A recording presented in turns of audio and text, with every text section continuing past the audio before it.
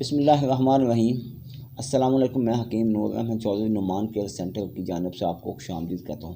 ناظرین، سب سے پہلے آپ سے گزارش ہے کہ آپ میرے اس چینل کو سبسکرائب کریں اور ساتھ ہی بیل آئیکن کے بٹن کو پریس کریں تاکہ ہر آنے والی نئی ویڈیو آپ تک بروقت پہنچتی رہے۔ آج میں آپ کو ایک میسیج دینا چاہتا ہوں کہ جو کہ آپ کو اس بارے میں شاید علم ہو یا نہ ہو۔ ہلدی کے متعلق آپ کو علم ہوگا کہ انڈیا میں سب سے زیادہ اگر استعمال ہوتا ہے تو وہ ہلدی کا استعمال ہوتا ہے۔ چونکہ بندہ کو گر جاتا ہے، چوٹ لگ جاتی ہے یا باڈی کے اندر کوئی انفیکشن ہو جاتی ہے تو سب سے پہلے وہ علاج کرنے کے ساتھ ساتھ ہلدی کو استعمال کرتے ہیں، بھلے وہ دودھ کی شکل میں دودھ میں ملا کے استعمال کرتے ہیں یا ویسے ہی بڑی کے صفو بنا کے ویسے ہی وہ کھائے جاتے ہیں۔ اسی طرح میں بھی آپ کو ایک طریقہ کار بتانے جا رہا ہوں۔ جن لوگوں سے غلطی ہو جاتی ہے مینسز کی حالت میں، یعنی کہ آتشک نام کی بیماری ان کو لاحق ہو جاتی ہے، VDRL نامی جرثومہ ان کی باڈی میں جذب ہو چکا ہوتا ہے، ان کے سیمن کم ہونے شروع ہو جائیں گے، پس سیلز ان کی بڑھنی شروع ہو جائے گی، ان کے لیے ہلدی انتہا درجہ مفید ہے۔ تو طریقہ ان سب کا ایک ہی ہے۔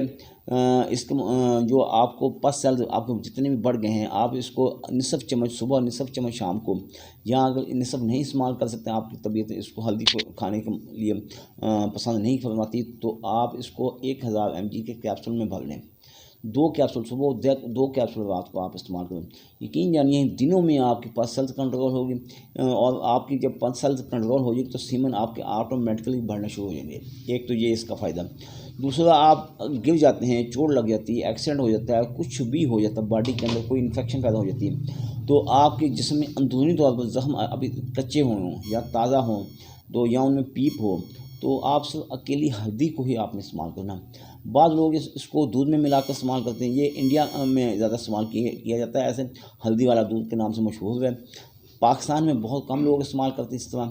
تو اگر آپ دودھ میں نہیں بھی ملا سکتے ہیں تو آپ اس کو ویسے ہی نصف چمچ یا 2 کیپسول 1000 mg کے استعمال کر سکتے ہیں۔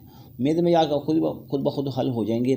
تو اس کے فوائد جو ہیں، یہ طب میں اگر کوئی اینٹی بائیوٹک ہے، یعنی کہ ایلوپیتھک میں ہر بیماری کی الگ اینٹی بائیوٹک ہے، ہمارے ہاں طب میں ہلدی بہترین اینٹی بائیوٹک ہے۔ اس میں اتنی قوت اور اتنی مائیت ہے کہ یقین یعنی کہ تمام بیماریوں کے لیے اینٹی بائیوٹک ہے، بلکہ یوں کہ باڈی کے تمام امراض کے لیے اینٹی بائیوٹک ہے، اور اس کے استعمال کرنا بھی آسان ہے، اور اس کے فوائد بے بھاپ اس کے فوائد ہیں۔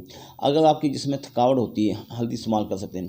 اگر آپ کے اندرونی جسم میں کہیں کوئی زخم کچا رہ گیا ہے تو اس کے لیے ہلدی کا استعمال کریں گے، یا آپ کی باڈی میں کہیں بھی ریشہ پڑ گیا اس کے لیے آپ ہلدی استعمال کر سکتے ہیں۔ اگر آپ اپنے آپ کو فٹ کرنا چاہتے ہیں، پھیپھڑوں میں بلغم جم گئی ہے، اس کو لیے بھی آپ ہلدی استعمال کر سکتے ہیں۔ یعنی کہ مختلف بیماریوں کے لیے ہلدی کا استعمال انتہا درجے مفید ہے۔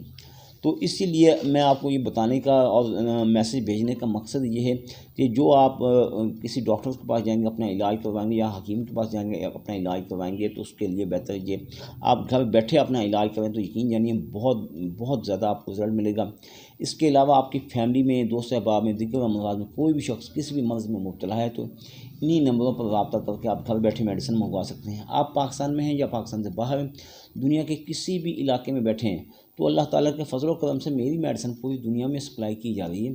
تو اگر آپ میرے پاس میڈیسن لینے کے لیے آنا چاہتے ہیں تو موسٹ ویلکم آئیں، آپ کا اپنا دواخانہ۔